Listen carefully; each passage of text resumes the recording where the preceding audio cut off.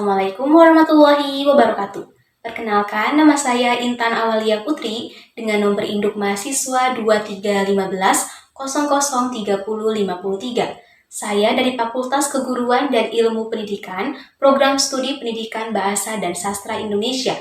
Adapun tujuan saya membuat video ini adalah untuk melengkapi penugasan ujian tengah semester mata kuliah ekspresi lisan dengan materi mendongeng. Adapun dongeng yang akan saya bawakan ini berjudul Kisah Sang Kancil dan Buaya. Berikut ini adalah kisahnya. Pada suatu hari di tengah hutan, kancil, hewan yang katanya cerdik tersebut, tengah berjalan-jalan menikmati udara segar di sana. Cahaya matahari yang menerpa tidak masuk seluruhnya ke dalam hutan, karena hutan tersebut dipenuhi dengan pohon-pohon yang rindang. Kancil pun memutuskan untuk berjalan-jalan saja, dan dia menikmati udara segar di sana, hingga akhirnya dia sampai di tepi sungai. Pada saat di tepi sungai, dia mendengar suara perutnya. Kerucuk, kerucuk, kerucuk. Suara perutnya berbunyi. Kancil pun segera memutar otaknya untuk mencari makanan apa yang akan dia makan nanti. Hingga terbesitlah sebuah ide bahwa dia ingin memakan mentimun. Akan tetapi, mentimun tersebut ada di pinggir atau di seberang sungai sana, sehingga dia mau tidak mau harus menyeberang sungai.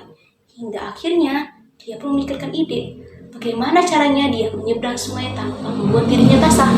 Akhirnya, kancil pun mendatangi para buaya yang tengah berjemur di tepi sungai. Hai buaya, bagaimana kabarmu? Basa-basi dari kancil. Buaya yang tengah berjemur tersebut akhirnya menjawab pertanyaan dari kancil. Baik, kenapa kau ada di sini? Tanya salah satu buaya. Kancil pun tersenyum karena dia akan segera melancarkan aksinya. Jadi begini, Raja Hutan menyuruhku untuk menghitung kalian semua. Jadi, kalian semua akan mendapatkan hadiah dari Raja Hutan. Ucap kancil. Hadiah? Hadiah apa maksudmu? Tanya salah satu buaya.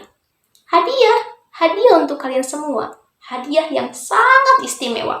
Ucap kancil lagi. Akhirnya, para buaya pun percaya dengan apa yang dikatakan oleh kancil, karena kancil menyangkut pautkannya dengan Raja Hutan. Setelah itu, salah satu buaya sangat antusias hingga membuat kawan-kawannya berkumpul dan menyuruhnya untuk segera berjejer. Seperti ini. Setelah itu, kancil pun ingin segera menghitung mereka semua. Baiklah, karena kalian semua sudah berjejer, aku hitung ya, tanya kancil. Salah satu buaya yang sangat antusias mengiyakan pernyataan dari kancil. Setelah itu, kancil pun perlahan-lahan menghitung satu-satu buaya yang ada di sana. Dimulai dari yang 1, 2, 3, 4, 5, dan seterusnya. Hingga kancil akhirnya berhasil untuk menyeberangi sungai tersebut tanpa membuat dirinya basah. Akhirnya, kancil pun sudah dekat dengan tujuannya, yaitu kebun mentimun, karena dia ingin sekali memakan mentimun untuk mengganjal perutnya. Setelah itu, kancil berbalik ke belakang, dan dia masih melihat para buaya yang menunggunya dengan sangat-sangat penuh penantian. Para buaya itu masih menunggu kancil. Setelah itu kancil berbalik dan bertanya kepada mereka. Hei, apa yang sedang kalian tunggu? Ucap kancil. Bukankah katamu kita akan mendapatkan hadiah?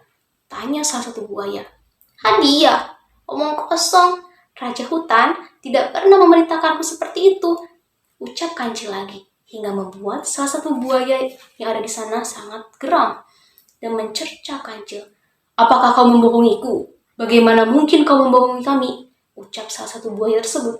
Akhirnya kancil pun berkata, aku tidak ingin membohongi kalian, karena aku kesini hanya ingin mentimun. Hahaha, ucap kancil lagi, dan membuat buaya ini sangat-sangat geram.